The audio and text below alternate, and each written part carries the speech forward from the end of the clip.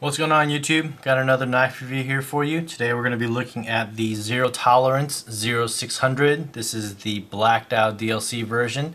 This is obviously a collaboration between RJ Martin and Zero Tolerance. So Zero Tolerance has been scoring just a bunch of incredible collaborations and doing a really good job of them in general, I think. Whether it be the Hinder collaborations with the 560, whether it be this collaboration, the Zero Tolerance 0801. This is the Rexford Singularity collaboration.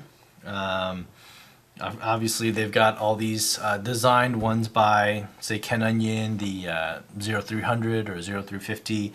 And then they have another one coming out, I think the 454, which is going to be another Russian maker. I can't remember, it's like Dmitry Stankovich or something like that. That's going to feature kind of a tri-compound blade, if you will. So it's got like, I don't even remember, Sandvik and D2, or no, D2, Sandvik and D2 steel or something like that. So that's going to be a really interesting blade, definitely a very attractive looking blade, and I think that one actually won the Blade of the Year at Blade Show or something like that. So anyway, this is a knife that I've been wanting to get for a long time. Definitely the prices went up quite a bit, and then as I was just about to pull the trigger on a normal satin version 0600, then Zero Tolerance released the BLK, the blacked out version of it. I wish the whole thing was DLC coated, but at the same time I'm glad it's not, because I might do some modifications on this, which I'll talk about in a little bit. But this features an incredibly thick blade stock of B75P steel. So it is a 0.19 inch 190 thou blade stock, which is incredible for a production knife.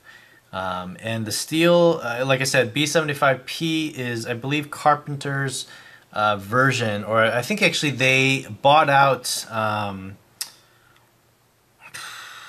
what's the steel company? Latrobe? That's not Latrobe. Anyway, whoever made BG42. So it's slipping my mind right now. But BG42 is probably one of the, in the early days, one of the more exotic steels. It's one of the first steels that Chris Reeve made his Sebenzas from. So I know they did ATS 34, and then they did BG42, and then Chris Reeve and Crucible came up with their S30V, and now are working with the S35. So B75 is actually, they say it's actually a really good steel. It takes a very keen edge, and is relatively durable. It doesn't roll, it doesn't chip very easily. So yeah, so again, they say it's very good steel. Blade length is massive, 4.25 inch blade. So it's interesting that they went that big for this knife, considering that as I've been hearing, the Q36 I think is only a 3.75 inch blade, and as well it's actually a much thinner blade. And so if you guys have been following some of these other guys' channels like Jerry's or I think B Done, obviously Jim Skelton, they all have these, the Q36, and they flip out like insane. The sound it makes is this incredible thwack that kind of echoes through the video.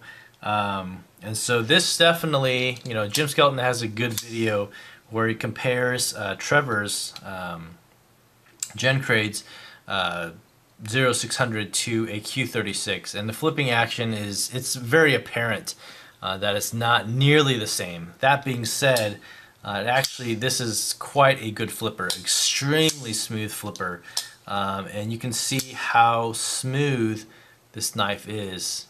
It just falls into it. I don't really have to shake it either, it's just the angle that I'm filming on this camera. But just like that, it is riding on the KVT ball bearing system.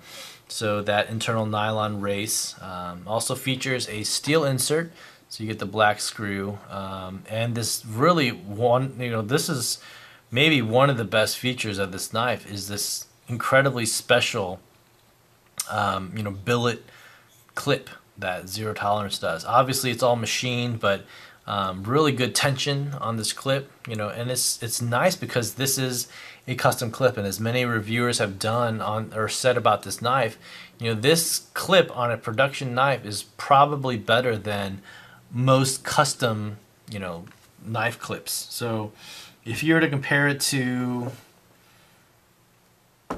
yeah, what do I compare it to? Here's my Sniper Blade Works. This is a really simple pocket clip, nothing special. It's just like one little bent piece of titanium. It's not milled out of something. Obviously a Direware, these are really great pocket clips, and it rides on top of these standoffs, if you will. But say something like this Fellholter, which I haven't reviewed yet, so you're getting a little sneak peek. Fellholter, I actually like this clip. It's nice, but it's same thing. It's just one little thin piece of titanium that rides deep carry on here. So it's just nice, especially compared to some of the ZT clips that you normally see with the two little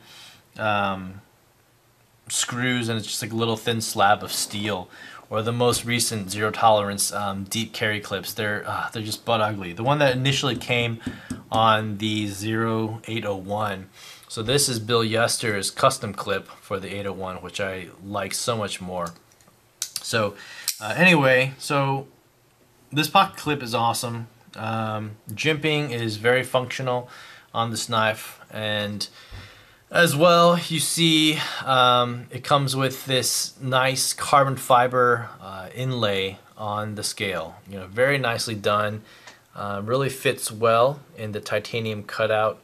Also features this lanyard loop, which I think would be pretty hard to get a lanyard, to kind of snake a lanyard through there. But if it's a hard lanyard, if it's like a leather lanyard, it might be pretty easy. You might be able to get that through there. Titanium backspacer as well, with this nice jimping on the back. So reverse grip, forward grip, all very comfortable. This is a great user knife for sure. Extremely comfortable in the hand given its slim form factor. And then the handle does allow you, if you were to just pound somebody with this part of the handle, you're gonna do some major damage.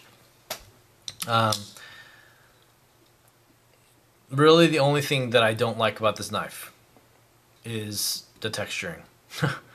And some people may love it, maybe think that it's a great artistry or aesthetic to the knife. Obviously this is all done via CNC machines at Zero Tolerance in Oregon. Maybe it takes a lot of work to do, but for me, I would just prefer a flat, smooth finish on this knife, and I think it would look spectacular. And if you were to look at Alex Dietz or Bill Yester 5, what they have done with their 0600s, they're able to smooth this scale down to completely down, and then do a dark stone wash on the finish, and it looks absolutely phenomenal. So down the road, that's definitely something that I'm going to do for this knife. Yeah, so if I were to do that and have that done, I think this could very well be one of my favorite production knives out there. Definitely a very capable folder. It's this nice gentle recurve on the blade is works well. Again, this custom clip that I can't rave about enough. Just the overall aesthetics minus this texturing, I think makes this knife one of the best production knives out there. So anyway, really quick size comparison to the 0801 Rexford collaboration. There's the Bodega, and then here's the John W. Smith F5 flipper, substantially shorter than the 0600, and then of course the Sebenza to round it out. So anyway, that's my quick take on the RJ Martin collaboration Zero Tolerance 0600. Overall, an absolutely phenomenal knife. Just get rid of this texturing and it would be awesome. So kind of similar to what Zero Tolerance did with the 0560 CBCW. You know how they smoothed out that titanium, got rid of that diamond texturing. I think made the knife look a lot better, even though it had some of the lines on there, but at least it was a lot better than the diamond texturing. So yeah, so there's my take on the 0600. Let me know what you guys think on the comments down below. Thanks for watching, guys, and I'll see you on the next vid. Take care. Bye.